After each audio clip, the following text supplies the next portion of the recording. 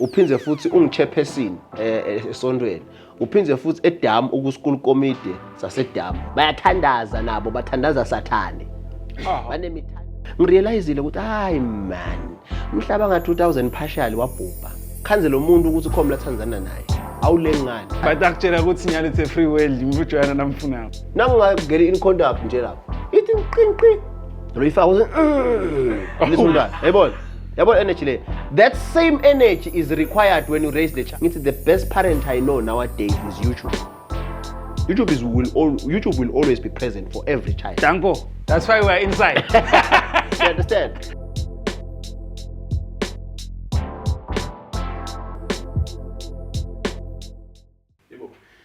Superstar Rockstar Level, Bafethu, welcome back to the biggest YouTube channel. Bafethu, now you subscribe. Make sure you pause this video right now. Subscribe. I am the man, now subscribe. I am the man. Subscribe, hit the notification button, comment, most importantly, share this video. Share it, let everyone know to our party inside on the biggest YouTube channel. We're in the building so that we grow the Rockstar family. Enjoy the Wafethu. Shout out to Ikeristo. Wafethu Lagamanzini. We sell local brands. Make sure you come check us out. Black Degree, of course, Maxwell, Vintage. You know the vibes. Ufugus check and online, Instagram, Facebook, and also on TikTok. My details are corner la Palandas, General Bible Centriza. Make sure you check us out. Sometimes that's kind of shoot on a podcast. But to the guest that I have right now, I have to make it a point good thing in Bonek TikTok. And I the conversation like gangsterism and teaching people there. I think at some point I wanna teach a family what's na 50 randi in shortest namalin lekaya. So this person is diverse. I think we will tackle a lot of concepts, but mostly I think gentlemen's talk in ngayo like that's ngayo abantu but very interesting person ngiyazibona ngavele ngaya ngale bo DM ngathi imnet sicela abantu ozivakashele. Ladies and gentlemen from Gentlemen's Talk, Fundo Dlamini. My brother. Thank you so much. I'm okay. Okay. We are trend on TikTok. I wasn't a TikToker. Just that labantu labasha lesesebenda nabo. They always look at the opportunity nabagva ukhuluma, then they will take that clips and bawafaka TikTok. Ngeva nje sebantu sebangitshela ukuthi hey, we saw you on TikTok. Then I had no choice but as well to have my own account as well, TikTok. So yeah, that's how I got into TikTok. It was just what I say, what I do, then it was just on TikTok. Then I had to go there and check what really is happening. But I don't want to lie, there's quite a lot that is happening there. And you are also trending on TikTok. Ah, not me. Yeah. Super. I think I went through your YouTube page. Yeah, no. There's quite a lot that is happening there. And thank you so much, guys, for making sure that you're taking everything to those platforms, because now that is where you can get quite a number of people. They can sit down and listen. Even nomunye usebhasini uyahamba uyalalela, and whatever you are bringing to bantu kuyaba benefit ukuze babe bantu labangcono empilweni. Yeah. Ay siyabonga bhuti kancane shathandla mcebo kancane bhuti sabe solo siyincenga. My brother, I don't know a lot about you. Of course, I'd like us to get into that. But nangubona lapha kule clip ngathi literally I recommend how this person is talking about gangsterism again. Yinfo lesi used kuyibona eSouth Africa, like sure. You like Sibo Scheme GP, Bo Agenda, what. But le ndaba ibeya ngayo, because I remember you were talking about Nombolo, what, and you were conscientizing people with okay. Umbana umbona njani ukuthi gangsterism what ngifuna lokho sikubreak it down, because for me ngifuna understand that why do you choose that and everything. But kwanyalo ngicela ukuthi nje a little bit of a background ukuthi ngabe who's Fundo watiwa ngani and usithathe usibeke ukuthi la ukhona nyalo with the Gentlemen's Talk. Yeah, Mfundo is just babe Mfundo Dlamini. I normally say that kulabanenge. Hey. This is Babel Kaya. Yeah. And I don't want to lie. I got married December 2016. 2016 December 10. I got married there. This is my 9th year in marriage. So ungabe uyacabanga. Ngiyathi ukuthi ngenteka nibuka le baby face eniyangi associate nalabancane ngoba uNkulunkulu ophathana kahle but yeah Mfundo Dlamini ngibabe Mfundo Dlamini lokukhulu kunako konke I'm a child of God ngisinzisiwe and I am a minister of the word of God more than anything ngaba ukuthi lokho ngilokubaleka ngokonke then I am a husband to Nomvuyo Njanjali Dlamini. That is my beautiful wife. Hey Nkosi yami. Cebo awusabaweli uthi one day. Yeah. So and I am a father. I have one son Hlelo Lenkosi Dlamini. We've got a very beautiful family. La sithemba khona uNkulunkulu asita onke malanga. Ngisebendela e-correctional. I am a chaplain ngumuntu lo facilitator nizabata spiritually lo rehabilitator through the spiritual lo facilitator lama spiritual programs in a correctional facility.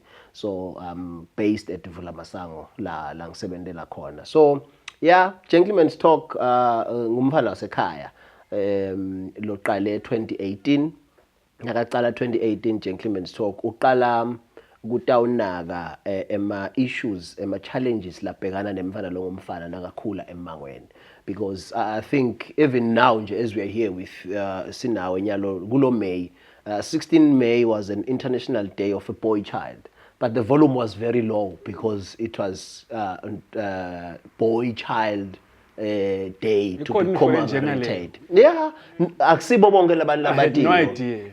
Yeah. Abantu babathi ukuthi 16 May it is an international day of a boy child la umhlaba khona usuke khona ucelebrate abantwana laba bafana. But I don't want to lie njengoba bengisho ukuthi le volume iba phansi when it comes to le gender le bafana than the other gender lengengisho uyakubona mos. But ke so nasiyiqala thina lenhlangano siyiqala ngokuthi sifuna kumnaka lo mfana lo ngumfana ukuthi what is happening emfaneni lo ngumfana ubhekana nani nakabhekana nako ukunqoba njani because lesivamise ukuthi sikubone kulamalanga ukuthi bantwana laba bafana labanengi baphelela ejele incumbi yabo bagcwele ematilongweni then uthi lo mbuto nangabe labantwana laba bafana baphelela ejele nemadvodza aphelela ejele who is doing what in terms of addressing that problem because akufuna isijatshuliso ukuthi emajele manengi ngiye ngikusho kulabanengi nangikhuluma nabo ngithi Kangwane sina 12 wemajele lesinawo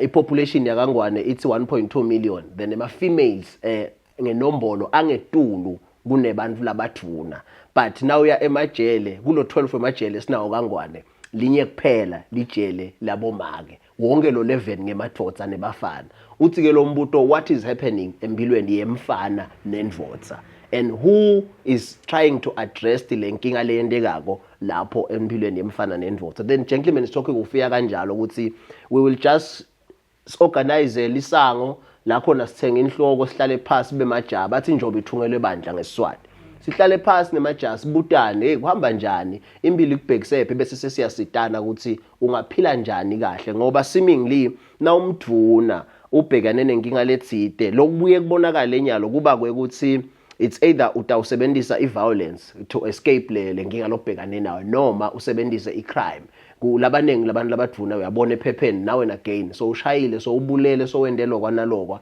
noma nangabe bekede lutho ekhaya so ugcine so ungenela impilo yebugebengu uyabona lefana leto so Gentleman's Talk utakto addressa ke letinkinga letfana leto ukuthi indvodza nemfana akube nemuntu loyinika indlebe bese uyazama kuyisita ukuthi khona ukukhopha nema challenges lebhekana nawe empilweni so that is Gentleman's Talk. We just talking. Founder of Gentleman's Yeah. Founder of Gentleman's Talk. But I don't want to lie. I brought in some guys labafana nabo babekhoza ngokuthi basisonzele and try to work on this thing. I don't believe in working alone. Then I brought my friends. Good guys, let us stand up and address this issue because the issue of gender-based violence in our society. Ngicabanga ukuthi uyayibona lokuthi iphakama ngelizinga lisetulu kanzi uma ngabe sitawuyilwa sinqobe we need to give care to a boy child and address lama issues lababhekana nawo labo perpetrator. Hey. Yeah. Iqale phasi ligotshwe semani. Yeah. My brother I have questions, so many questions, but ngathi lokho kukhona we are well spoken dakhona ukuthi ungaddress ongase siqale la. Okay, first ngihlele ngiva ngivula amasango is it where the young kids are or ngilapho khona boshana abancane noma ijele ivula what's vula amasango? Maybe I might not go deeper on what is it, but nje it's just a correctional facility le accommodator bantu labasha. We have one in the country. There are some even in South Africa, but ngema juvenile correctional centers. Oh, yeah. Juvenile. Yeah, it's a juvenile correctional center. Yeah. Okay, yeah, I'm asking because sige sabane debate. We had a debate with my mom. Wathi mawami kunemvana beka sekhaya. Actually lo mvana bese ngathini bekethe indzawo ehlala wahlala ekhaya like at my granny's. Then waganga. It turns out ukuthi bathi beka wasevula masango. So nakaganga ekhaya bamcosha wahamba labe kahlala khona phinze waganga so bathi basevula amasango. So yeah, mina ngathi ukuthi is it a prison or is it a it's a correctional facility le accommodator ema juveniles and thine kangwane sinenhlanhla kunesikolo of which I think you know leswina tonke tindondola kangwane comes to kuhlabeleni bahle futhi bashayela pa babona times yeah and kunengi laba kuwinako but they are even on agriculture yeah but they are rightful people to go deeper on that. No problem bengifuna ukuthi usibrush through so that to understand ngoba le question yami I had to start there because the follow up question ithi what do you think njengoba ushito ukuthi what banfula labaningi boys but ngisebangena ejele bengifuna kuva le reason lapho ukuthi what do you think is the reason ukuthi inyuke? I think these are total tineng. There are quite a number of reasons. But let's figure sakubona asengibekisele sikubona ukuthi as gentlemen's talk sisakhulumisa labafana in the society. Inzaba ye parental neglect inzaba sibili. The issue yokuthi batali bakhona sinabo lakhaya siphila nabo but abekho emotional. So those are the things okhanza ukuthi ngalesinye isikhathi diyasifaka sandla ekuthenini bantwana bagcine sebangenela lemikhitshana lesikhuluma ngayo. Kwesibili ukhanza ukuthi kuba inzaba ye absent father figure empilweni yemntwana. I-society yethu nami nje lokusilana nawe ngicabanga ukuthi kubo bonke labantu labalanga ekhaya nasingabutana ukhona utakhanza ukuthi labakhule angekho baba ekhaya wakhule kagogo wakhe sibanengi kunalaba labakhule kunababe namake.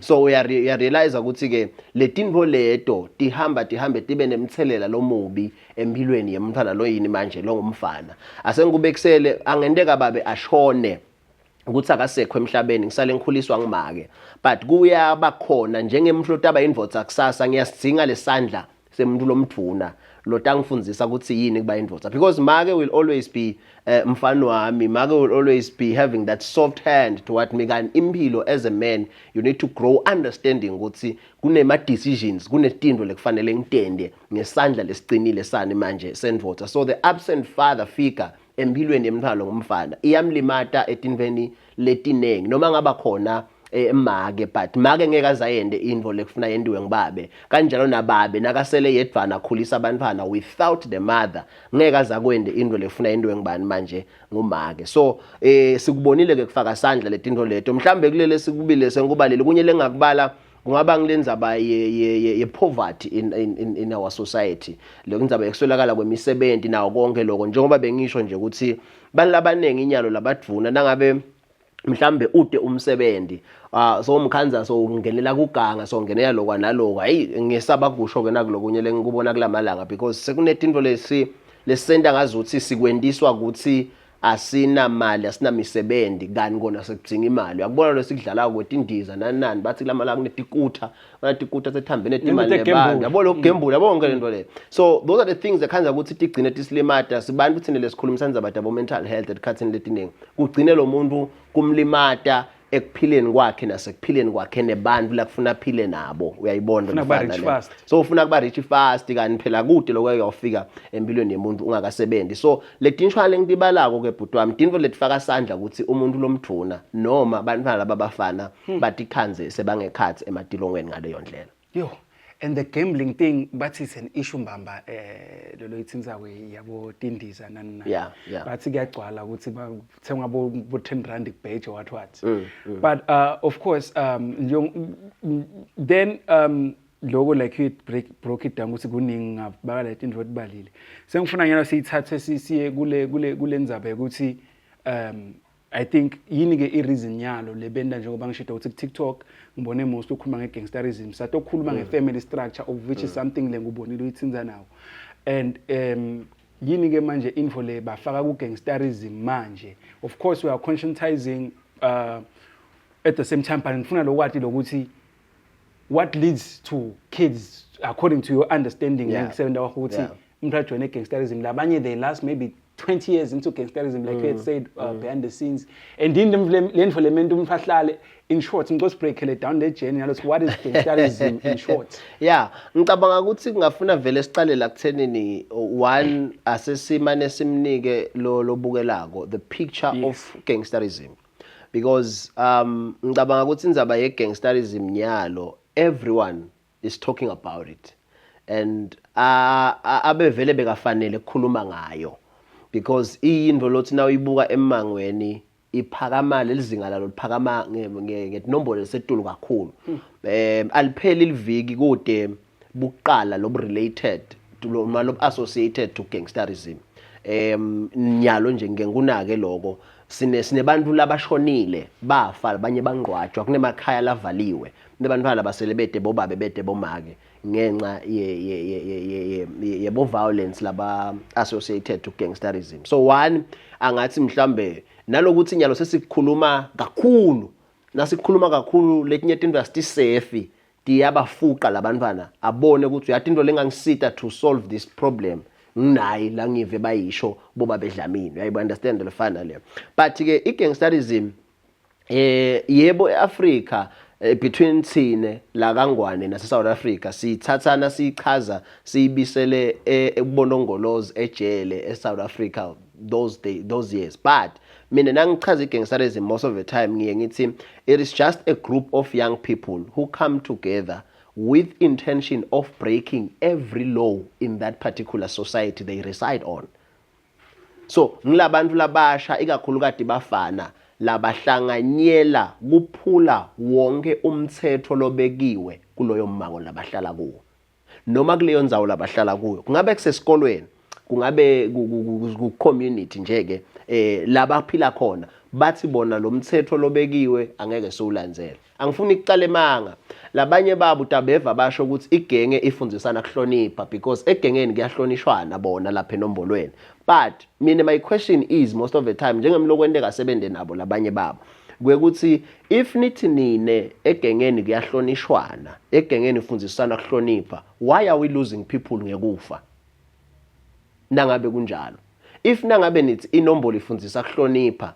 why ni kube nebabuqala lobungaka bekugcekeze umuntu na umhlonipho uyamgcekezela yini umuntu namhlonipha uyamshaya yini so ngilabantu labakanjalo ke labahlanganela letinto leto and kumcoka ukuthi umuntu aphinza kubeke lokwekuthi labantu laba bayingodi lelekabi in a way kwekuthi noma ufuna kudila nabo noma ufuna nakwendeka uconfrontana nabo kufanele ukuthi utiqaphele nanawe ukuthi how do you speak how do you react nabakhuluma bona because kunalomoya lokungathi lenye kusalidimoni lo muntu uyayenda info lembi yena ayibona ngazuthi yinhle in a way ukuthi kukubulala wena kuye kuba yinto lengaba celebrated kanti kusokuhamba umphefumulo so uyakubona ke lokuthi kuyinto vele lembi kafisha mhlambe lenye igama lengaphinze ngilisebenzisa it's just a certain very very dangerous cult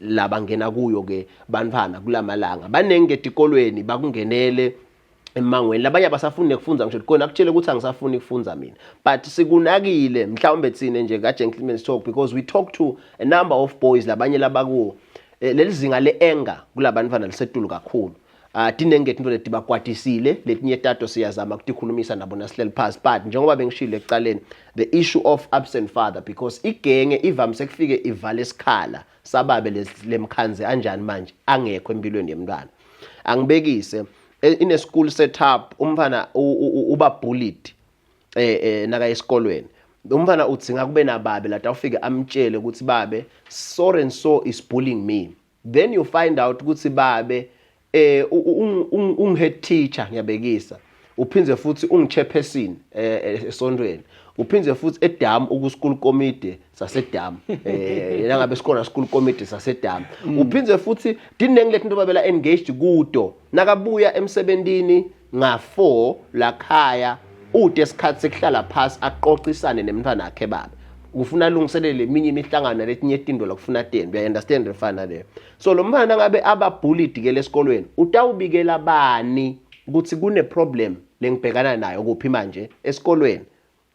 Then ke igenge ke ngila iqhamuka khona ke lo mfana sayimsoma ke sayitlalela thina na ungajoyina thine wena kude umuntu aphinza kubullishe thina sitawenda kanjani manje sitakuvikela. So uyabona ukuthi itawuvala sikhala lobe kufuna sivalwe ngibani manje le genge manje ngibabe walomntwana. So igenge iyangena ngalesikhathi babe angawendi umsebenzi wakhe lophelele in terms of ku provide isecurity emntwaneni wakhe. Yo guys hey bega man but ngikubeke nayo just go deep. Yeah. Gangsterism because isn't it nombolo and everything. I mean, I don't know anything. You don't know anything. But I'm just here to take a lot of things in. I think mostly, but just continue those points that nombolo, points tattooing, points sacrifice. So started through the journey. I would think when I said it maybe nyalo. Like gangsterism of course illegal was Bosch. So what's the initiation process and everything? You know lama processes might differ. Angeke kube into yinye. But nje ngicabanga ukuthi some of them baye basinabachaze laba kungenele ngoba laba kungene kuko bayakutshela nalo ukuthi kudzingeka wende naku nanaku but sesike sakuva sahamba sakuthola kulalo khanza ukuthi siyabasita ukuthi vele kunetindo lekufuna ukuthi ngitende kuze kubonakale ukuthi ngenda kanjani manje ngiyangenela enombolweni. Entonke letindo akusithi into letinhle akusho ukuthi kufuna uphase kakhulu eclassini kuze ujoin inombolo. Akusho ukuthi kufuna ube sekhaya 5 PM kuze ujoin inombolo. So uyabona ukuthi yonke lento itela kususa lo mfana because igenge wena body nayifika kumntwana ayimukela ingena kuye ngiye ngithi iguqula lo mntwana iqedza ubuntu ihlanyele ebulwane. So ifika ibulale lokuthi lo muntu abe ngumuntu kungako ngiye ngithi ibulala ingqondo ibulala inhlitiyo bese ibulala nembeza because bantu labasenombolweni incumbi yabo bede nembeza. If they say I will kill you they mean it and they can do it without ukuthi abaqabanga lokunenge. So yakubona ukuthi lo muntu so ude inaki lesingathini manje sine nawe buntu kungako bona nekulwa kwabo uyathi sibayala labantu babange nje nalikepisi loligqokile kube kungaba nemlungu afa fele nje nalikepisi just a cap lo ligqokile. So uyakubona lokuthi kunemoya webusathane kunemoya webudemon and these people they pray bayathandaza nabo bathandaza sathane. Banemithandazo yabo labayentako kunemigomo nemithetho konke loba kulandzelayo ukuthi okhenya lo sesiyathandaza nangomthandazo nangulo kanje kungaleso zathu ngiye ngithi if igangsterism ngendlela ngiyibona yenza ngayo nje mineke ngiyekuba concern as a concerned citizen ngendlela leyenza ngayo the church needs to stand up in terms kule issue ye gangsterism because nyalo nangibuka konke lesikwendako kuzama kulwa negenge. If we will live out indzaba yemthandazo indzaba yekustrengthenisha ema family structures we will lose this back because igenge ifike yangeniswa kwekuthi le family structure yona nje ilimele. The rate of divorce, check the rate of divorce in the country isetulu kakhulu. If ever abantu lababili labathandzana ko ba divorce kanti bebane banafana labantwana they get affected.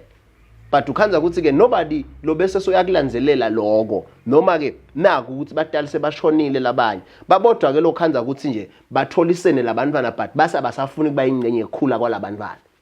So yakubona ukuthi tonke letinto lekufuna sente njani manje sitinake and kubuhlungu ngoba part of this boys lokhanza ukuthi balagengene kunalo buhlungu labe bazama kubuveta kwababede lobunakako but labegenge bafike babunaka base beva ngathi this can be my perfect family. ngoba these ones afike bangimukela njengoba nginjalo. Bafike bangithembisa ukuthi bona batangivikela, bona batanginaka. But I come back to this point again. If we are going to strengthen a family, if we are going to equip batali nyalo ukuthi what is it that they need to do, especially kulabantu lesibakhulisa nyalo. Uyabona bhuti angifuni ukuyenga. Angathi mhlambe angathi usumnyaka wakho kutalwa unganani. But nje uyakhumbula nga2000 nakuthiwa umhlaba uyabhubha. Angathi noma bosokhona yini. But no wakwe. Oh okay. So ke mina nakuthiwa umhlaba uyabhubha ke yeah nga2000 ngiyakhumbula ngaze ngabhaca emva kwelikhetting nami sengigathe ukuthi awunakho sesincenzeka vele umhlaba usuyabhubha. But you know kwendeka konke kwasa kwaba ngo2001 1 January saphila impilo sayichubeka nayo. But to me as I grow up and starting to work with bantwana labangela lababonakala bangeva kanjani emkhuba le ngirealizile ukuthi hayi man umhlaba nga2000 partially wabhubha umhlaba partially 2000 because if you look at late generation leyatalwa kusukela ku2000 kuyalena awuzocwala baba utocwala those people nabathi bendindvo lembi bayendisisa nabendindvo lenhle bayendisisa. But ngifuna kunaka le party ekufa ukuthi lo muntu kuyendeka umfana lotelwe nga2001 2 akhiphe a whole husband kumkakhe endlini amkhiphe ngelicingo lithi yebabe ngithi hayi nange baba ambithe ngeligama seJeremiah ngithi fika la uyabona ukuthi lo mntwana usuyadibuta ukuthi lo mntwana ongabiti umuntu omdzala ngaJeremiah vele kunjalo so uyabona ukuthi hayi lo mhlaba vele partially man kwalo kwalimala ukwenze kwentwana lokuncane kwala ku 2000 baba ukhamba namake lomdzalo kuve ukuthi hayi mamasi leli vele umhlaba ubhubhe mbamba kukhona abantu labese bayalimala ubhubha nje awuphasha kumnanzi mbamba la kujala no akusibo manje mama umfana right. This is a thing lento lembi lento le affect lento lengasibo buntu it tend to be celebrated kube ngazi ukuthi into lenhle so lokho kungilayela kubhubha kungilayela kulimala kwesociety nakashadile lo manje yeah noma ngashadi but akutshela ukuthi nyalo it's a free world mfutshwana namfunako that bhubha kwemhlaba kulo free world because kulahleka lama principles lama values ekuphila kwakho njengemuntu that is very lento leyo iyakuthwala impilo yakho yonke lokuthi nje wathi ukuthi angikwendi lokho ngiyakwenda lokho ngiyakwenda ngikwenda nini ngikwenda nabali that is key. You understand? So ngiboke mina ngithi hayi kabi but nje partially lo partial wamawusho ukuthi yabo mina ngingabanakala yabona labantwana lebakhona batalwa ngala ko2000 abanye babona nabathole Jesu baba kahle ngiyangibanake uyathi umntwana aphase esikoleni ngathi ufunza yedwa umbona umntwana ukuthi yonke into yakhe it's perfect ekhaya aphile kahle kube mnanzi so uyabona ngikongithi partial ngoba akusibo njani manje bonke but this issue yabo gangsterism ke khona lapho so uyabona ukuthi lo mfana nakaqala enda lento angene lento yalobulwane ngoba lo gangsterism angifuni ukuye kunebulwane ekhathi because we losing people njengoba bengisho kuyagcekezwa edikolweni labamfana kuyindika ngosisikweni bavala isikole sonke kuthi nje asike esontweni ngihle ngimosha kuba ngumfundisi because igenge ikhona eBhayibhelini mawufunza iBhayibheli gangsterism is there yeah nawufunza incwadi ya Isaiah 3 verse number 4 and 5 uthi I will make uthi school boys and school girls will order everyone around. That is gangsterism. When young people are taking charge of everything in the society, in the school, everywhere, they want their voices to be heard and abaqeli ukuthi livakale bafuna ukuthi livakale. So naloko kuyinkinga ke kwayo because now ukhula kunebantu labadzala embi kwakho.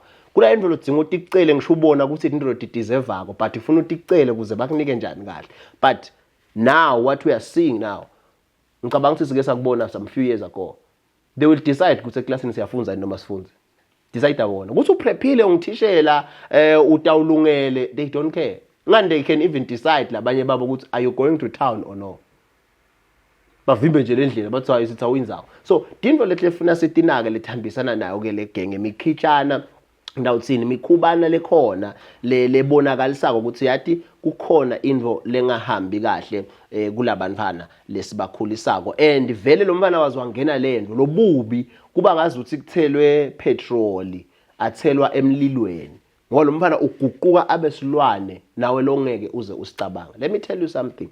You wouldn't think ukuthi umntwana lotelwe ngibabe wakhe angafuna kubulala babo wakhe.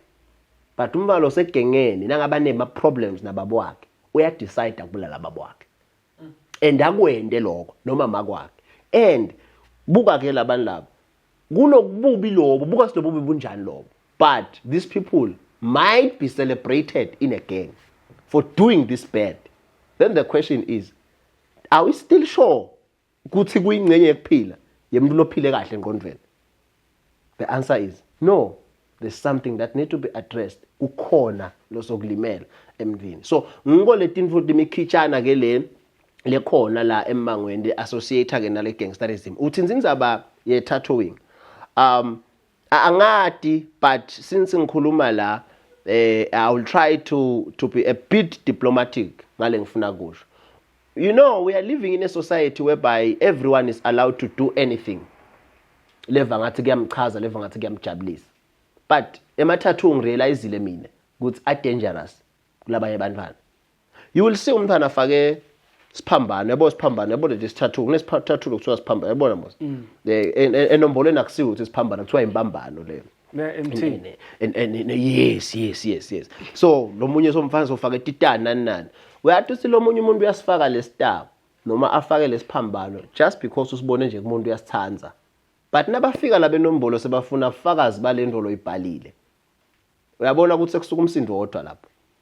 Because wena ufakele star wafaka lesiphambano ngoba usibone kumake noma kudedi. So bona nabathi bona sebafuna ubufakazi baleli phawu loluphethe wena. Utapthatha ubufakazi because when you just I saw this from mommy. Sebakutshela ukuthi it's not about mommy ke nyalo. Sekufuna ke nyalo sikufake ke esipolweni sekuthi lento loliphawu lonalo lisho ukuthini. So uyayibona inzaba ye tattooing ukuthi nayo ingodi, yes, akusiwo wonke umuntu la ngashesha asive ukuthi ingodi ngani. But mina ngibabonile abaye abantu bangale ngihleli nabo sakhuluma ukuthi yathi bakufike nje bangibuta nge-tattoo. Then I was like, I don't subscribe to anything mina ngale tattoo. I just love this tattoo. But they bullied me until I ended up joining them. Yabo. And I had no choice because kude lo muntu bekakhona kungiva and they were always on my case ngaso sonke isikhathi. So dinto letibalekile inzaba tema tattoo lenzaba yetita ngoba letita quality kusho kwenombolweni. I hope you guys stawulungisa lilanga linye langa sinike one of our ex gang lesebenza naye ka Gentleman Talk kanichazele nje ngetata akhe lenato ukuthi tata isho ukuthini ngoba lokukahle naye so wasinziswa so waphenduka waphuma wayibeka phansi lento yenombolo. So inombolo butwami mine I will say this again, if singasihlala phansi. And one thing lengiyibona ngazuthi kulamalanga iyasilimata when it comes to these issues of gangsterism kwekuthi the people who are supposed to be dealing with it bakunqobe ngibola bangekho empowered kahle labatali. And we go around schools teaching ngegangsterism sikhuluma konke lesikhulumayo kanzi we are missing the point ngalesinye isikhathi. Angisho ukuthi kabi, I also do that, but when I go to a school ngiyokwenza i-awareness ye-gangsterism, I make sure ukuthi kune information lengengisho ngoba ayisinga ngetindlebe tebantwana ingangendlebe tebatali lokufuneke bakhulise bantwana babe aware of what is happening la ngaphandle kulamalanga. Hey, na phumati eva batali. Hey, because the aim of the podcast but ukuthi vele it's education also because we try to tackle all aspects of everything because they might be entertained, of course, that's cool, but also we want to have conversations like this, uncomfortable conversations also. Anything, there's no literally limits. So we are grateful to have you here on the show. But I'm curious, since usebenzele nebantu and gangs and all of that, singafika about your family and stuff. Ukile wabona because inale infectwa initiate ukuthiwa kwazi umuntu unyuka irank ukubona lokho la kangwane noma emsebenzini wakho correctional of some sort ukuthi maybe kwazi walwada for instance so unyuka irank, is it that bad nakithi noma I'm not sure if I will say it right nangathi angase kwangehlakalela in my line of duty, but in my space of counseling I've had that several times. nangisazama kululeka labanye babo labantwana noma labanye bantu labe basenombolweni laba sebafuna kuphuma enombolweni. So I've encountered i-message lefana naleyo, but kuthi ke kwendeka ngakubona ukuthi onaku kuyendeka akukase kwaba into le ngiba exposed kuyo, but I know ukuthi kuyendeka through in my office le counseling nalo muntu usafuna kuphuma ngoba umuntu akafuna kuphuma entweni siye sithi akakhulume konke. But bathi akuphumeki mosenombolweni. Bathi lengena one basebenzisa leligama lelithi limjokotsho lokushileka kangako lokugoncuka. So that statement sisho ukuthi linye lengena kude lokuphuma. But you know nakhona lapho that thing is what keeps incumbi abantu labasha kugenge, because lo mfana nabamsabisile bamtshela lamagama lawo. Ungaqabanga ukuthi utawuphuma njani ngoba shothi number 1 so yathi ukuthi labazame kuphuma bendiweni. It's either bashayiwe bahlukubedwa kwento konke lokho. So vele because mina I don't want to lie. Mina ngilibonile ligede lokuphuma enombolweni. Bakhona lengibabonile baphumile enombolweni. I don't want to lie. Bakhona lengibabone bathi baphumile kana bakaphuma. Bese kubakhona lengibabone baphume ebhonqo. Because naloko kumqoka lokuthi sikhulume bese balena. Because lo munye umuntu angasho ukuthi uphumile enombolweni ukhanze ukuthi is just trying to ukuthi lalala ngwengulo uyayibona lefana le, because these people are very dangerous. Ungahlala na endlini iminyaka ungamathu usuyigenge kanzi yena operate ngetindlela takhe. So to answer that question yekuthi ngeke ngakubona into lefana naleyo ngeke ngakuva but not in my line of duty as in emsebenzini. Nguva nje senguthola la kulaba lesizama ukuthi sibaside in terms of kuba keeper, but vele ligede lokuphuma enombolweni linye vom nakethu. Angithi linye lengena kude lokuphuma, but iphindze libe linye lokuphuma. It's through Christ Jesus, there's none other. Yeah. Shout out. When you took that to go, I'm waiting to say they will kill me. Yeah. So there's a question that you ask. You asked so many questions ngalana, but ngicabanga ukuthi singakhona buya ngabe ngifuna ukubuta ukuthi story as in lesi ngathini story lo ngashare maybe a testimony from umuntu, of course njengoba uthi us organizer lo tokuta, but maybe as proof ukuthi your organization, your work, line of work works, ukuthi maybe bone mvana bakweta kuwe maybe ane issue leso waso rehabilitate kanjani. Bengifuna ukuthi ushare stories kanjani nangabe unazo. Hey, I have a number of most painful stories. Yeah. Most, you know, they're very, very, very painful. You know, as someone lohamba khulumisa nebatali, lokubhlungu lokwenda authority yami tibe bhlungu kakhulu ukuthi when I come to the parents trying to present to them what is the rough side these young people are going through. Ukhanza ukuthi most parents are not ready to understand and to try and be part of the journey yalobhlungu labendlula kubo labantwana. And maybe noma to change.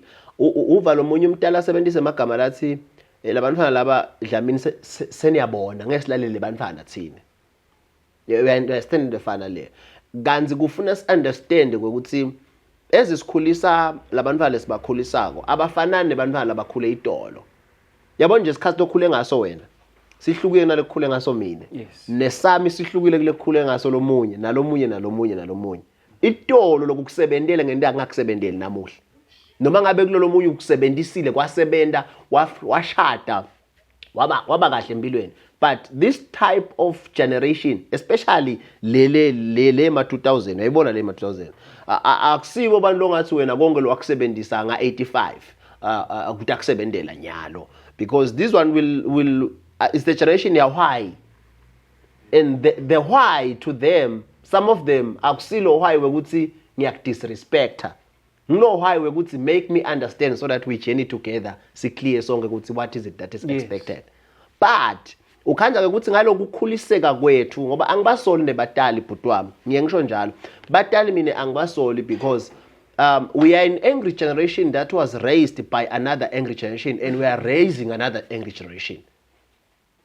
Ngiyangithola because incumbi yebatali nabo abakakhuliswa abatali babo babili it's very hard to give what was not given to you. Yabo, mina nje I have to love my wife, but I've never seen my dad loving my mom because angase ngihlale nabo bonke. But nasengikhulile sekugatseke ukuthi mina ngibe that superhero husband. The question is, who taught me what is it to be a husband?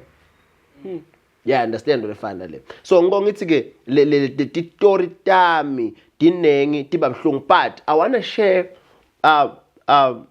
this one le ngicabanga ukuthi esikhathini letinengi siye sengivise ebhlungu. Nana. You know, when a boy child is trying to have a relationship with the father, and the father angak understand lokho, instead abe away, it breaks that boy, it just destroys the boy. Lokho ukuthi lo mfana ngumfana nakafuna abudlane nababo wakhe, lo babe angaqonzi but abaleke in the name of being busy to provide for the son. Uyabona ukuthi you are hustling, you are working hard for the son to have it, but you are not teaching the son how to live with what you are working. You are losing the son in the process. You understand? Because kunebatali la khaya, kunababe labakhona bahlala la khaya but abekho. Uhlala la khaya yena but akekho.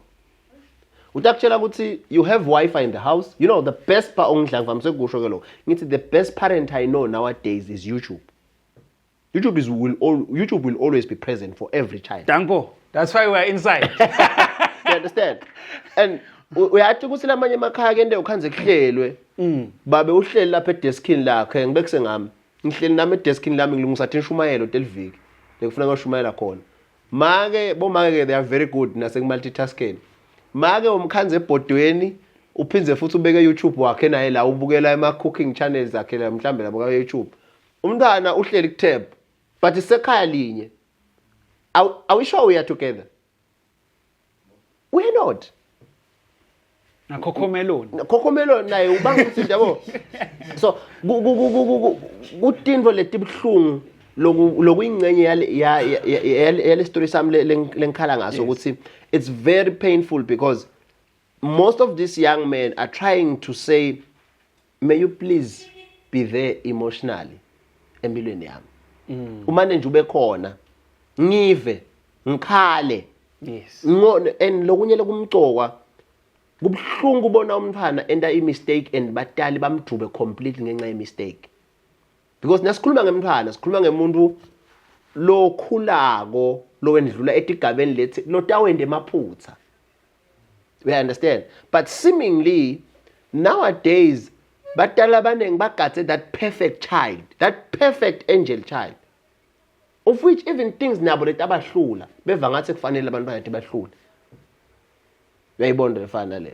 So dinshwana leto lethamba tibe njani manje tibe dinvo letibhlungu la ekudileni nalabantwana. Then ke uthi ke lo mntana ke okay babe Dlamini, you know, I'm trying to have this good relationship with my dad, but my dad seemingly doesn't care about me. Uthi I've even sent my dad some of my pictures just to see ukuthi utang appreciate kanganani. Ku status takhe babe kuhlale kugicika ibhola kugicika abangani bakhe akazange sangiposte mina nangalinye ilanga. Mina ngiyathi birthday yababe but baba kayathi birthday yami. Then uyasibuka ukuthi lento I see your info le mhlambe lo munye angathi kumcoka ngani lokho but kulomntwana kumcoka kakhulu. Yabona ke lenzaba yegangsterism. Bafike ke labegenge. They know when to be with you. They know when to make sure they protect you. They spend quality time because igenge mina kethu they spend quality time with each other. Because they have to teach you yonke lemithetho yakhona. Phinze kwendweni emadrug. Ngibinza amabomu lapho yangiva ukuthi ngiyageka lapho. Ngiyabona ukuthi ngiyageka lapho because the issue is la lo mntwana lele ngikhuluma ngaye he ended up as a joiner labangani lababhemako labanathako. Uthi ngathi nangifika khona ngeva ngathi this is the perfect family. Because these guys, we all about fun, we talk, we see girls, we done, yabo, nako shona, impilo yethu iyachubeka kanjalo. But uyakhumbula ukuthi umntwana liyetweni ekhaya. neglect. So indzaba ye neglect yema emotional needs ebantfana is what is the most painful thing. I always say we need to stand up as badali. But le neglect mina nami as a young person Sure. ingaba khona ngiva ngathi iba yichain kwayona nje. Yeah. Ngoba unganeglecteke ekhaya, uneglecteke emangweni, uneglect wona ngile live. Yeah. you know what? No, am I lying ukuthi Yeah. kanjalo? Yeah. Because sometimes kunemuntu futhi okuthole longayitholi le neglect, lotayithole ekhaya eve ekhaya right welcome, eve emangweni ayithole leyo welcome, but in the country eva ngathi left athi ngibekise nje ngemfana semvasi. Angakwenda kungumfana right wasemvasi. But nasekafika le maybe ngibekise akusakhona ibhata scholarship ngiyabekisa. That's neglect. Uta nako kungalida kule nto okhuluma ngakho. You know, somewhere somehow kuyalida Because you have to eat ulambile, emandi kude whatever. You know what ke bhutwami? Esikhathini letinengi I always want to see the positive side of everything that is happening. Because life is not fair. Life is not easy. Yes. I mean, I know that. So long as you get a chance to go to wake up and go somewhere, angakufaka mabomu background yami. Because I think it was 2006 when I actually nearly committed suicide because I had nothing lengathi ngawuphila ngako.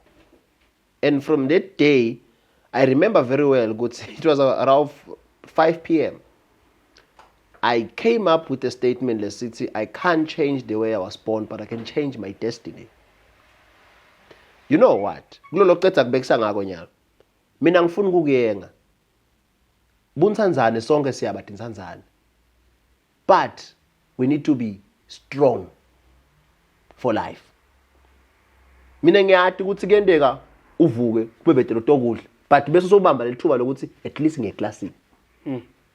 Lokuthi ngidodlani kude lengidawudla, but at least ngijani manje ngeclassini. And nangifika eclassini, one thing I used to do was to say this life will be over one day. So what am I trying to say? Ngiyafuna kuvuma ukuthi kuyendeka live lineglect, but what then do we do? What then do we do? Yes. Mina ngiyathanda ukuthi nasikhuluma ngendvo bese siya ku breaker. Ngikusebenzisa nangikhulumisa ama clients ami especially labantwana lokhanza ukuthi ba addicted kuma substances lababhemako. Bese sengikhala ngithi asesibekiselane ubhema ngakho kwemagwayi ngeliviki. Ngifuna sibe practical. Athi lo muntu mhlambe ngiyabekisa athi ngibhema 5 ngiyabekisa ngisho ukuthi kuyendeka. Okay, bhema 5 malini ligwayi. Lo muntu ukhalela ukuthi uthi imali. Yes. Malini ligwayi. Alibeke ukuthi malini. Shothi le mali eligwayi ingakhona ukuthi isithenge singo. Avuma athi yebo. But why don't you buy the bread and opt to buy cigarette out of the bread? Yabo ngiyabona ukuthi siyaqala kenyalo sesiya ngekhashanyana sesiya deep ukuthi the problem most of the time akusimvama ukuthi kube ngilocabanga ukuthi kuyinkinga, but lokuba inkinga kubanga lokuthi wena ukhethe kwendani. You understand? Ngicathu uyangiunderstand ukuthi ngizama. So le issue ke la isekuthenini nangihulumende mhlawumbe uyadelay kwenda lawo ma payments. Njengoba bowusha ngithi noma ukuba kuba bede nale scholarship. Lo mnye umfana uyafunza without scholarship. Aqoshwe angabhali lenye semester. You know ukuthi lobunye bufakazi ngeke sibuthole. But kunebantu labafunze bacetha ekwaluseni abazange sebasitwe ngumuntu, but namhlanje ya something. Yes. Yabo. So ngithi mine noma sesineglectekile, but we mustn't allow ourselves kuphila njengethi insanzane. We must make use of every opportunity that avails to do something empilweni. Ngova kahle. Singaphele manje. Yeah. Kune question la wayibona engangayibona TikTok uyibuda yangichaza le question. Yathi le question nangabe I don't remember the correct figure, but wabekisa ngemali. Ngathi wathi ke nangabe babe nangabe babe uhola 15,000 la ekhaya kufamily make uhola 5,000 kunamalini la ekhaya. Okay. Uyathi lo mbuto lo yosona nyalo umile manje ngathaza namajaba ukuthi awuphendvule ukuthi what's the answer to that? Okay, the question is the father is earning lower than the mother. Oh yes, the father is earning lower than the mother. Whereby sitting nje babe uhola 5,000, then make uhola 10,000. How much money is there kuleli khaya? How much, baba?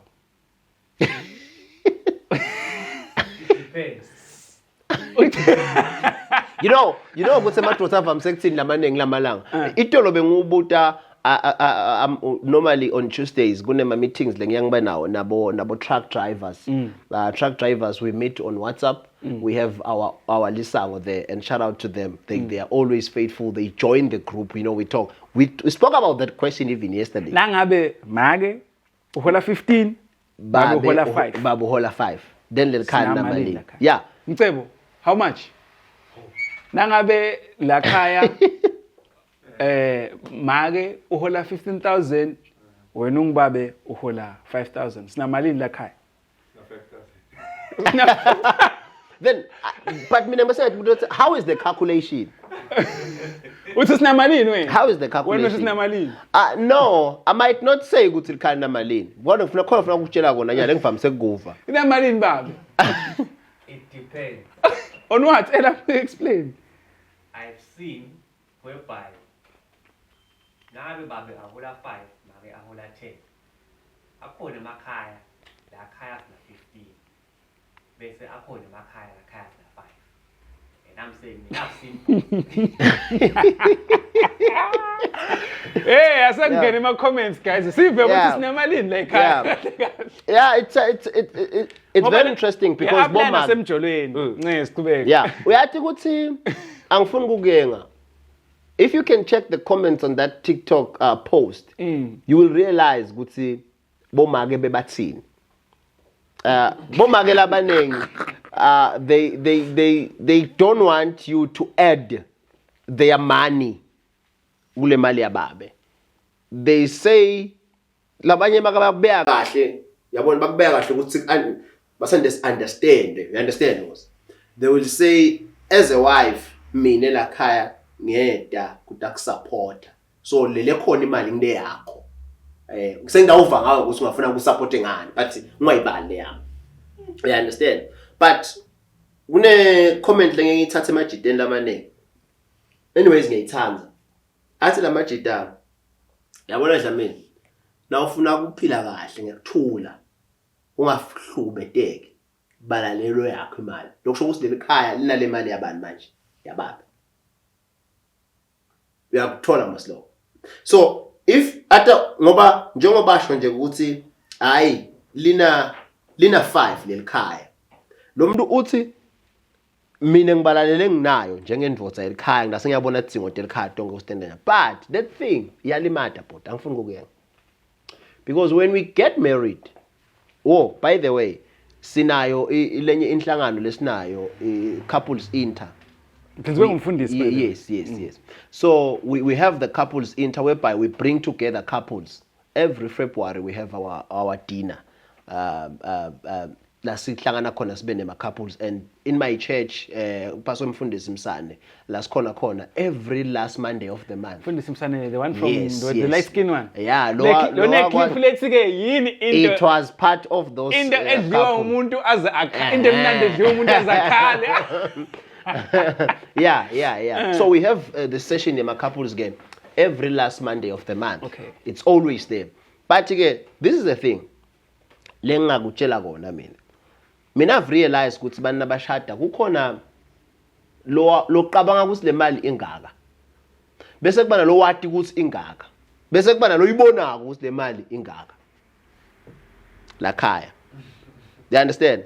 Ukhona lo wati ukuthi le mali njengoba sishadile ingaka. Bese kubana lo iqabangako ukuthi le mali ingaka. Bese kubana lo ibonako ukuthi le mali ingaka. So le tinto leti kuya ngekuthi ufike kusiphi isigaba.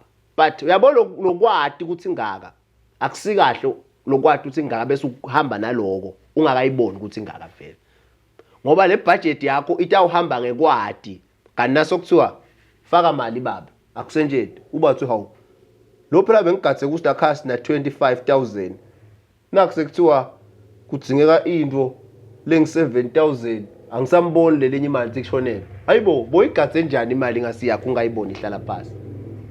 So that is very key and kusilimata even la kule mijolo lesiba nayo balabasha labanengi athanzane nawe ngoba aqabanga akubona ukuthi uyabona lo unemali ufunzile unani nani uyathi ukuthi na ufika nje umhaga lomunye so vele uyaqabanga ukuthi irestaurant engadla kuyo ngiphi so vele utikhiphile KFC nakeva nje le perfume yabo le perfume nje ukhuluma into ethenenge kuthi le perfume leni mangabe 200 yafana nakwende engathathwa out for dinner I will be at Happy Valley uyabo so vele so ubalile because the smell speaks a lot about you kanzi wena usempilweni let's see it's not about what I have it's about mina nawe sithandzane sithatha impilo siyibeke kulenye indzawo and what I have that investor in our future not to go around spending it but lo muntu uzotha ukhanza ukuthi wena njani manje so yalimala kule relationship so nala ekhaya Yeah, come up with a question. That's it. Okay. So ke nala khaya ke kwendeka kanjalo mina ngiye ngithi mina let me say this again what I think works for emakhaya lamanengi nangabe kutawusebenza kahle it's very unfortunate ukuthi sesiphila whereby sethinenge letinto dislimate nje nalamshadweni nasikuyo but nangabe le mali yonke itawubuya ebhodweni linye bese inakati idzingo taleli khaya that is a perfect for me but lo munye lapha ngathi hey ngeke yamali ngifaka ebhodweni liye nemuntu lengingamthembi ukuthi uyongishiya nini lokusho ukuthi fanele kube ne transparency when it comes to finances. The issue lana it's not about how much one has it's about how do we use money how do we communicate money Yes. lamshadweni Eish. lokuthi bani unamalini bani uhole malini Nasemjolweni ungashina sesela. Ufana batova nivangeli. you understand akusilo ukuthi bani unamalini but ukuthi le mali sifundzise kanjani most of the time when I talk around la ngihamba ngihle ngikhuluma khona ngikhuluma ngenza bekuba ne relationship with money because a number of people they don't have relationship with money imali ke la inkinga khona but I don't want to lie yakhanza ungakhulumi itakutshela ukuthi sibhekephi nawe njinyalo lo usitshela nawe la nangingageli in contact nje lapha ithi nqinqi ya 2 million le podcast yavalwa nakuphuma uhamba Ah no. Uyapha lapha uyabekisa. Ngeke guys. So but ke kunebantu labakanjalo abadecideelwa ngile mali lekhona ukuthi ngibhekephi Yeah. uma sengise Cape Town senguphi No, koso ujwayele man. I think njengoba usho Relationship with yes, mina ngeke angeke. We had this conversation actually remember. Le ukuthi it depends on ukuthi lento uyendela ini. Yeah. Mina it's bigger than everything and we've touched money literally even though ngakafiki bo 2 million but the money that we have now it's decent ukuthi singenda letinye tinto ukuthi sivale lo but Yeah. we choose not to. not to Yes. Bengifuna ke kuya la ukuthi man my question. Yabona ke le question le ngiskipile le ya. Oh bengithi le khani uthi umfuna kamhaga lo. Sure. Athi lo sisi vele le perfume yamjida sengitawudla kuphi ngidle kuphi. Ngithi sometimes I think mina into lesiyendako simajida. Kukodwa ukuthi into madani tawubona abanele imcabangele ukuthi banele lo ana YouTube unemali what bese sovele yet conclude le ndvo isho ngemali. But I think mina emajida sometimes now anako kushayashana kulabo sise ukuthi asethe standard high in a way ukuthi aba introduce maybe to tinto la nga connect maintain. Ngitsini maybe kumithana kwabo bamithana emgroove ngiyabekisa.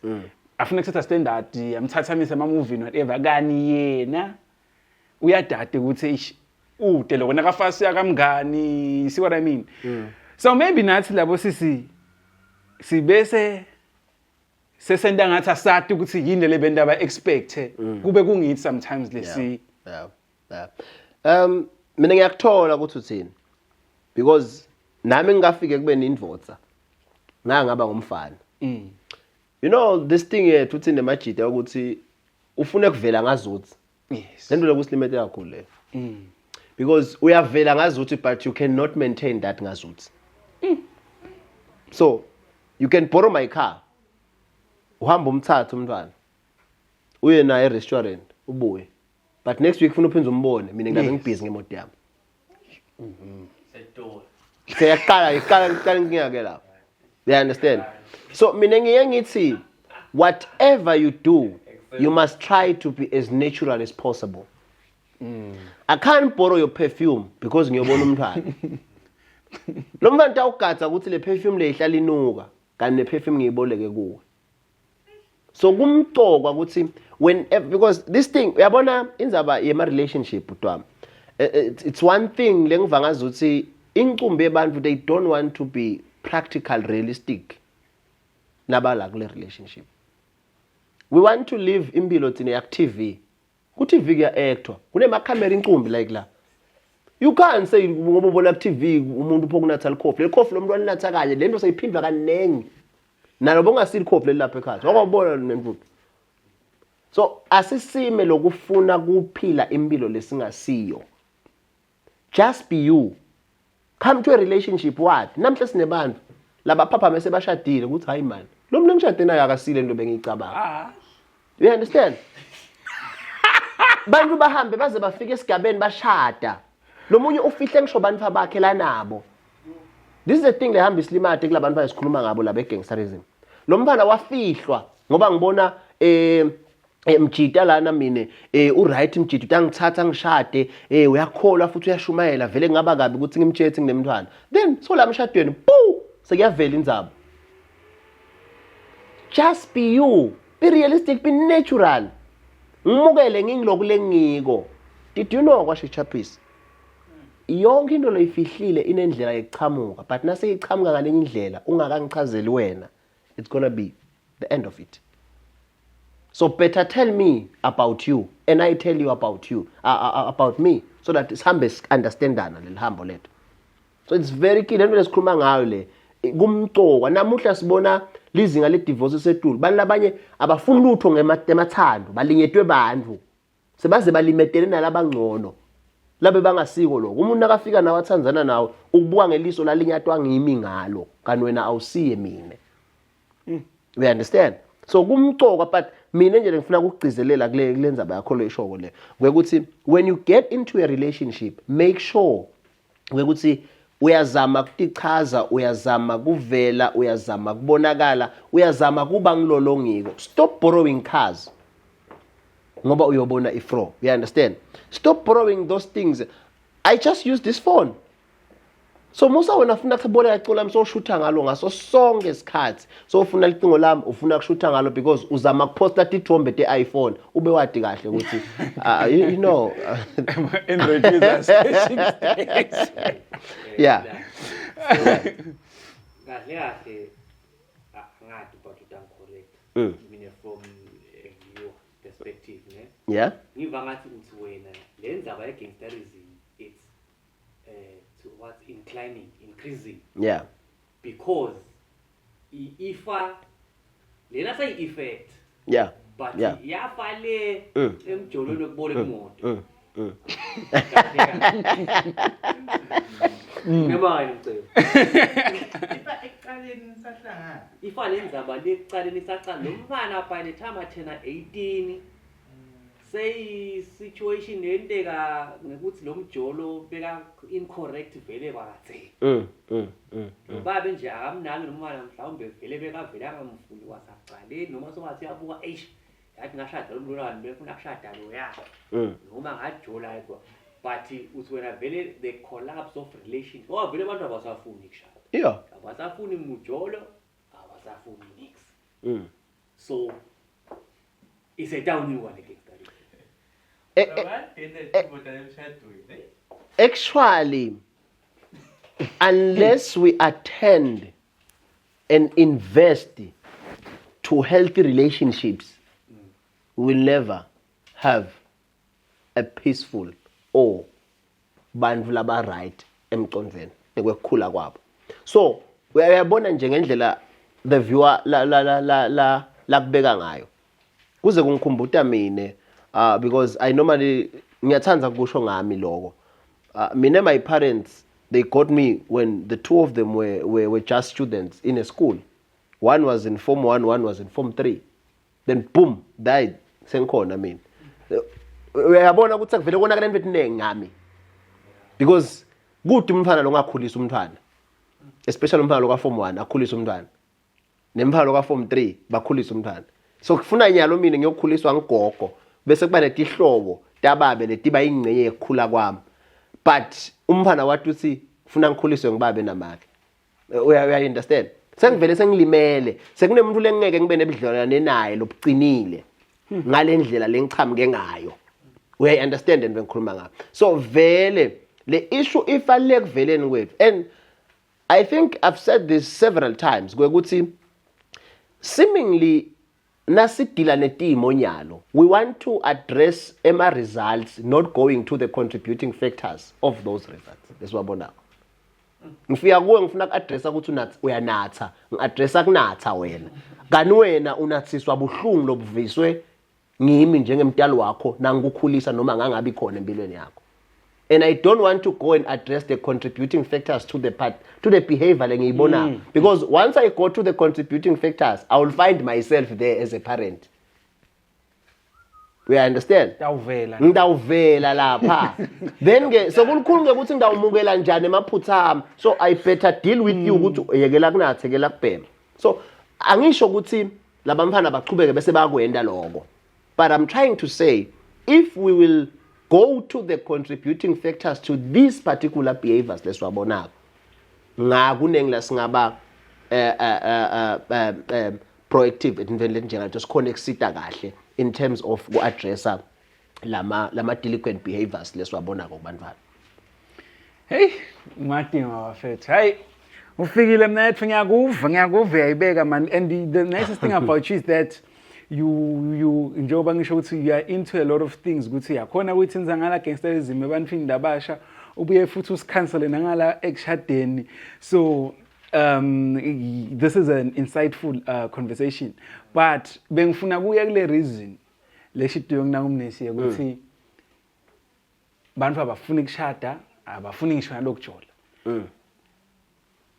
yini info I feel like mina especially labantu abakule point leyo ngiva ngathi nathi le society lokuthi be broken maybe this actually question but kumbono wami maybe ngiva nga but you are here you let me know le ukuthi bantu labanye baba nekuthi kuyafana mosi umuntu lo shadile ngiyakuthola le ndlela ayithola ngingashadi yeah wasukela insumansumane yabo usukela insumansumane yalo phela wena uzokona insumansumane anyways we are here ukuthi sichache tonke insumansumane you know what kune statement lengeke ngasisho ngathi kunento lengavumukeleki lengafanele ngabe siyayenda but sesiyimukele ngazuthi into lekufanele siyende oh yes I remember you understand because when you bring in that to me lokwekuthi uyakwenda lento angilabashadile noma ungakashadi does not make it right lokuthi wena uyakwenda lokuthi uzuwema wena ngalinye uthi ngani ngiyakuthola lokuthola ngilabashadile but it doesn't make it right uyathi ukuthi baze bakhele masayid chick tindlu yes baze bajibhidlile mina nje ngeke ngakhulumisa le issue leyo ukuthi I think isikhatsini la khona semalangeni whereby if you are in a relationship especially njengamlo ukukhulumisa emajida asesigweme nalokudiza kakhulu man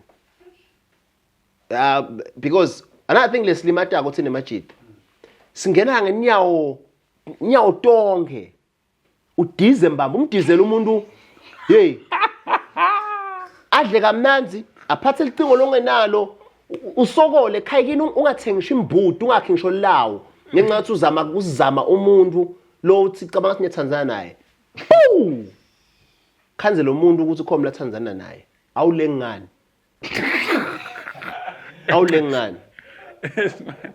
you understand because the thing is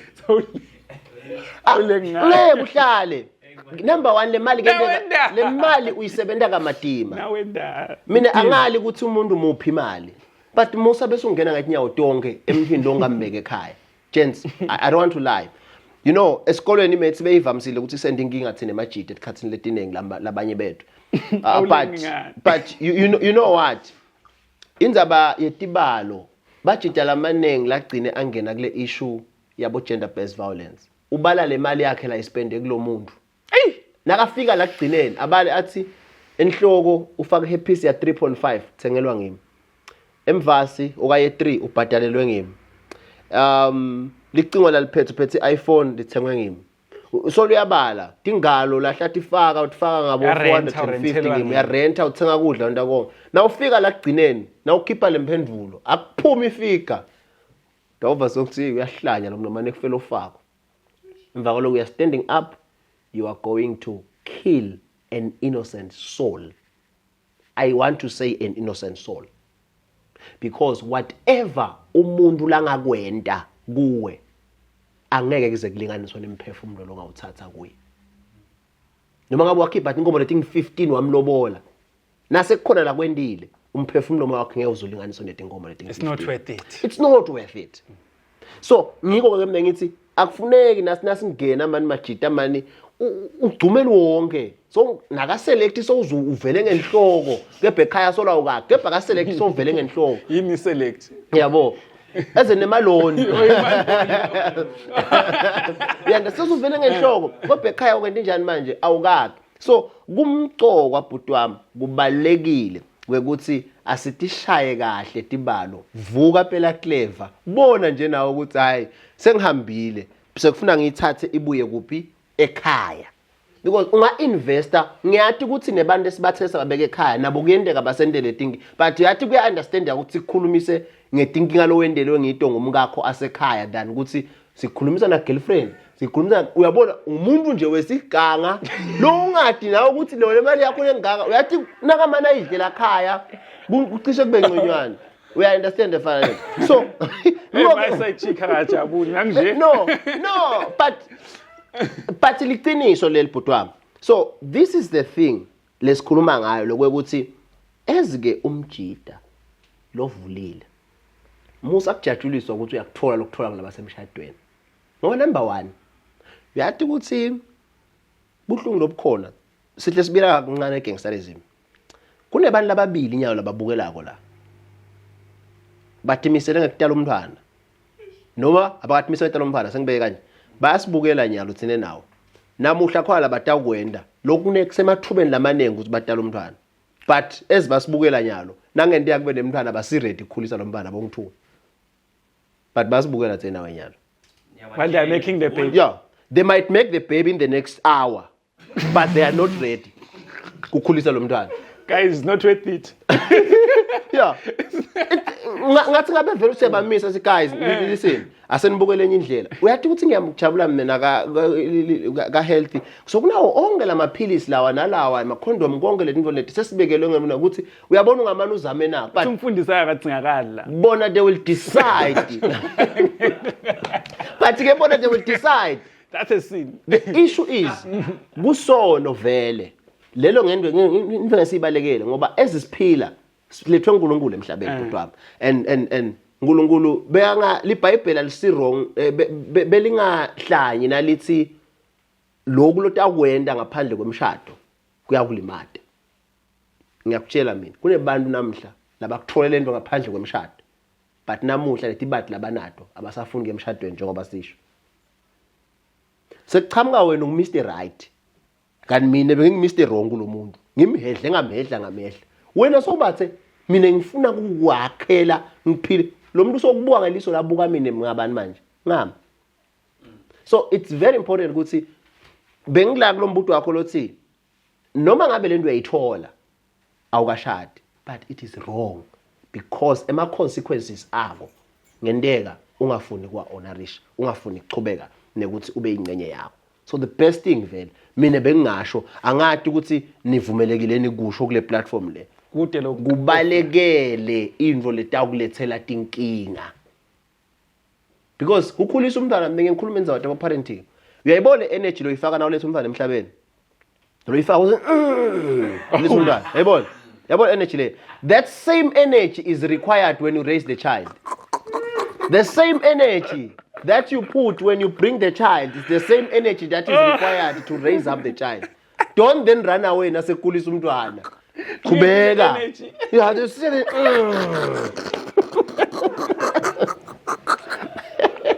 Yabo. The same energy Putwam will be required in terms of raising the child. But some people, seemingly, they seem to be good in that energy of bringing the child and wanting to run away when the energy of raising the child is required. Bathi na babuta ukuthi umfana lo mntala umntalelani bathi ukhula ngosinathi sakhula That's so cool. Yabo. But uyabona ukuthi akusasi statements emuntu lo qabanga deeper in terms of welfare yemntwana ecabanga lo sekunemona ekhathi lapha. Yabo. So cause le gangsterism. Make we gangsterism ngiphindze ngiyasho. Make walethe inkinga letinyele sinato in terms abantu babethu. If thina sibatali kunalo singakwenda. Mhlambe in going maybe ngadi ukuthi isikhathi sethu singanani lesithemba. But ngiyafisa lokusho ukuthi if we can try ezibatali to build nabudlelwane lobu healthy nebantu babethu, invest in child and parents relationship kunenge lesingakulwa sikunqoba. Guys, any questions? Singayivali because One, I almost forgot, but I've asked the ones I needed, but one. Okay. The ages, what are the ages? Because by now since the youth in gangsterism, people are 10, 15, 20, are they still gangsters at 45 years old? What's the story? umukhanze kusina khanze sinababe be gangsterism lotela lo mphaka. Gangster, what's the ages? What's the most? Yeah. Okay, okay, lesike sakubona mhlambe sisasebenza nabo bantu in terms of kusita abantu ukuthi bagucule ibehavior yabo. Ema gangster awusimvama ukuthi ufike kuma ages of 40, 35, 40 solo fully active gang. Igang ekuvamise ukuthi kube ngilabantwana labasebancane ku youth.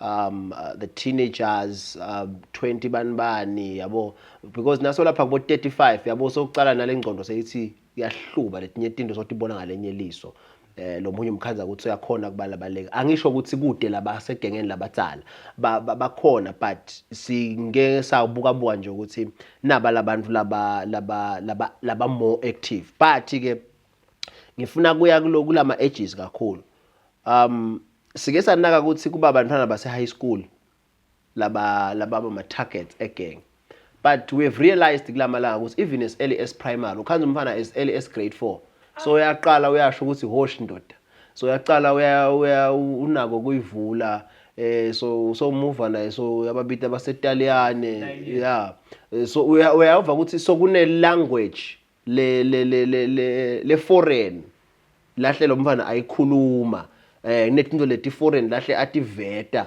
la khulumeni kwakhe nesigcoko uyambona ukuthi so yaqala so yabasho nema role models because this is a thing again enzaba yema role models the society ileka ema good role models nowadays the society we growing into good role models are nowhere to be found. Baye masaba busina manje labo dokotela emakasa siwabone manje labo la push out motor ahamba ohle masaba busina the ever present role models are the gangsters. Yes.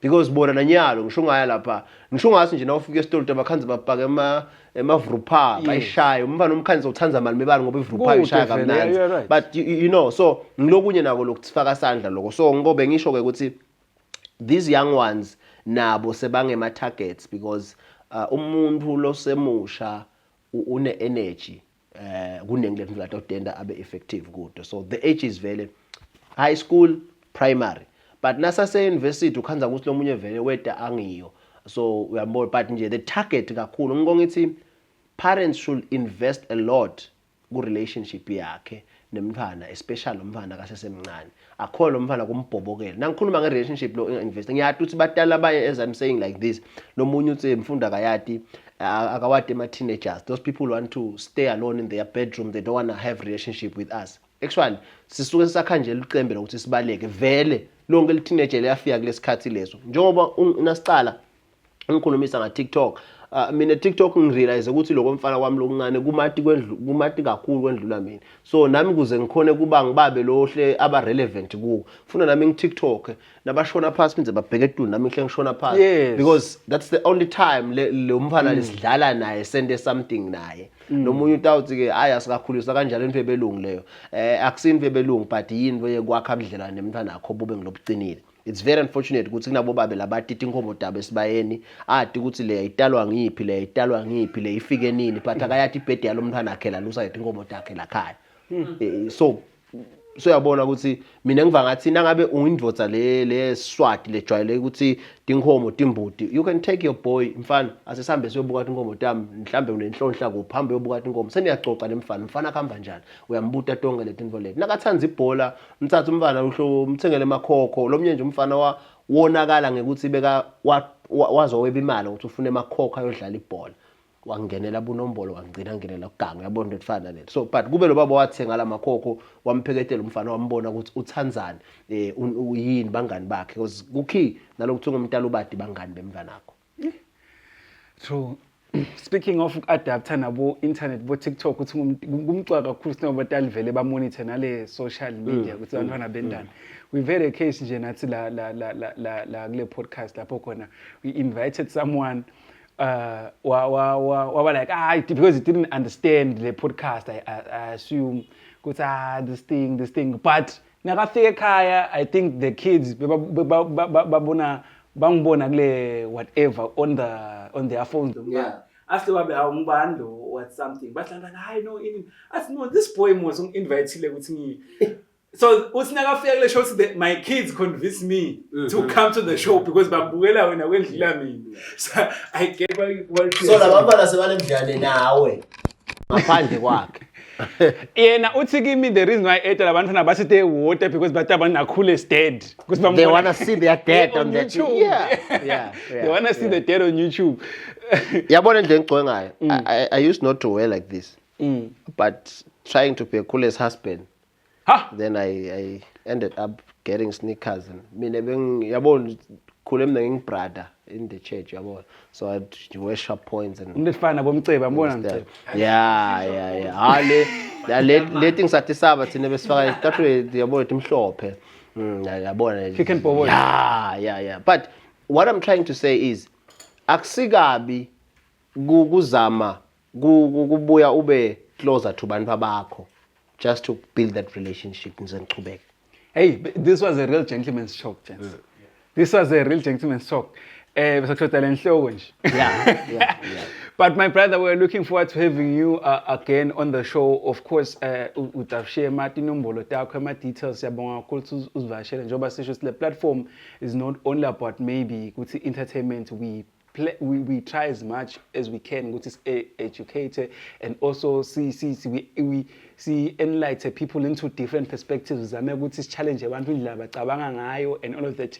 You can actually see on the comments okay, it's like a community discuss some ideas. So guys, please, even on the comment section, comment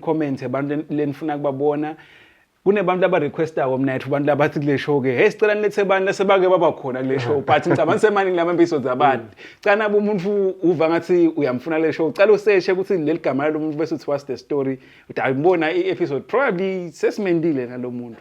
Comments lenifuna kubabona and engage with us on the comments ngicabanga ukuthi abukhona as talking engage kuma comments. So before sicethe ngicela mnethu ukuthi usiphe ama contact details akho nalabo TikTok usinbo bani bo Facebook and all of that, and how can people contribute or join noma balese banfana. I don't know, you know that other part. Yeah, thank you so much for allowing us that platform, that opportunity actually to share about what we do, because our mission is just to help every boy child in Mangwen, especially those ones lokhanza ukuthi they are going through tough times. Ungabe ukuma addict umntwana ungabe wendlula esimeni lesinjani, so sithi give us a call. Sikhona kaManzini, we have a place of counseling, but you always come through kushayela at 7651 1918 7651 1918. So you can call us sikhona ukuthi sibone ukuthi simsita njani umntwana. You book an appointment first. Yes, Okay, make an appointment. yeah, we make an appointment first Ngavele ngitheleke. yeah, we are engaged lapha nalapha. Yeah, so one can reach out ngaleyo ndlela. Ka Facebook we have a page, The Gentleman's Talk. You can search that page, follow and like, share to bangani bakho. Ngilazivamse kuposta khona some of our content. Ukuthi this is what we're doing and sizama nokuhle sisho something lesibonga ngazuthi ezisikhulumisa labafana sive singakwadi. We normally post something there. Then on TikTok as well, The Gentleman's Talk, you can search. Usfollow ishe kanjalo futhi nalapho. Then we have quite a number of things that we do. We have a boys camp, a discipline camp coming up njenga August. Itawuqala mhla ka 18 August to the 22nd if I'm not mistaken, because it's a 5 days camp. Sibe nayo camp yabafana, and we normally say this ngosiyami ukuthi we don't force discipline but we teach discipline. Our camp ifocus kakhulu etindzabeni the counseling. Camp yethu ukhanza ukuthi sinabo psychology laba on the ground laba hledi for the whole week kuzama addressa lawo ma mental health issues ebantfana. We have pastors as well, Bobe Richard Dlamini, Mfundisi Dlamini wase Alliance, Bobe Clement Dlamini as well from Gwaluseni, Love of naye ubakhona ekhempini. So I'm trying to say this camp, it's all about indzaba yekuzama kufundzisa nekululeka bantfana. Ngiyathi ama-camps emaningi lesesiwabone labanye ubone kuyagicikwa, labanye ubone kuthwele emathayi. No, we are not that. Angihloniphi. Ngizama nokuthi umuntu azame kwadi ukuthi na umletha kithi umntwana ngeke umbone agicika nelithayi, ngeke umbone agicika phasi, but umntwana akho rest assured amkhanza hleli necounselor, umkhanze simlayela ukuthi umfana upheka njani, umfana uayina njani, umfana wenda njani, tonke leti ima house chores into efana naleti nenzaba ke yelivangeli. Thina siyayigcizelela inzaba yelivangeli butwami because we believe ukuthi they will never be changed ngaphandle kwekusitwa ngulomuntu lo akulethe emhlabeni. So we have that camp. Then again, we have this not sure, okay, anyways, I can't ask this, but nje mhlambe ndakubuta later sesisukile la kwethu nawe songithu. But 28 June kuthi angikosho ukuthi when is this going to be streamed? So sengicabanga le date. No, don't worry. You can ask. You can ask. It's a free platform. Yeah. We have our actually we have a fundraising event coming up on the 28th of June, whereby so ngolo bengathi ngiyadideka. So 28th of June we have that fundraising event where we've asked Emma Legends eMbabane Swallows, Emma Legends eMbabane Highlanders, Emma Legends eManzini Wanderers, Emma Legends eMoneni Pirates. They will be playing lapha eMavuso, but abe badlalela nje iBoy Child, because whatever that will be collected lapha stadium on this day will be going towards laba initiative eBoy Child, towards lokuhamba sidlisa inhloko emimangweni. And this is the most kodwa ngibute ngama painful ngema challenges. Siyasithenga ema ticubo ma Colgate send ema hamper for the Boy Child, because njalo tikoleni nasivakasha sikhanza kunelibhokisi lema stay free kude sicubo noma irolon noma Colgate to give to the Boy Child. Someone is always ready for the girl child, but legally and no one is ready for the boy longacuphi. Uyathi umfana longacuphi ukuthi bamhleke esikwena ahleke amantombazana agcina abaleka la sikwena hamba ohlala enkojeni, ngoba enkojeni abakuhleki ukuthi unokumlomo bakuhloma ligwayi kuphela zilimeze etsheni. And the situation be worse. So thina ke what we do ngalama collection is sithenga ama toiletries and donate to some boys la tikolweni bathole lawo ma toiletries, then ke bese sokuba ngilenza baye boys camp lesiphenze futhi sisebenzise lethu imbasha lesithola. So singaba kumema nje nani siyanimema. We hope you will be there, and I wish maybe some of the legends we can bring them on board. Sebake basho ukuthi Bondosh the comedian nabosilwane sive ukuthi nabo bayafuna ukudlala against bafundisi, so bafuna nami ngifuna ukudlala whatever you doing involved sikhona. No, nami ngiyadlala but mina ngidlala kakhulu nakumela kaphandle. So so we'll be having that on the 28th of June. Sometimes siyaba nema parent sessions whereby lele sikhuluma nalabantwana sifuna ukufundzisa sikunike batali ngoba we believe ukuthi without a parent ngeke thine size sibakhe labantwana but singakulungisa umtali alungele ukukhulisa labantwana then ke sesiyakhona ukuchubeka so sitholakala kanjalo. I think I've said my contact 76511918 yeah. Majida ngicela shayela intandla shayela lokhu kuyasebenza madoda. No, uyasebenza mfethu siyabonga kakhulu. Thank you so much for taking your time and to visit us. Hoping to have another chat with you soon and all the best in everything that you do. Thank you. Siyabonga. Thank you.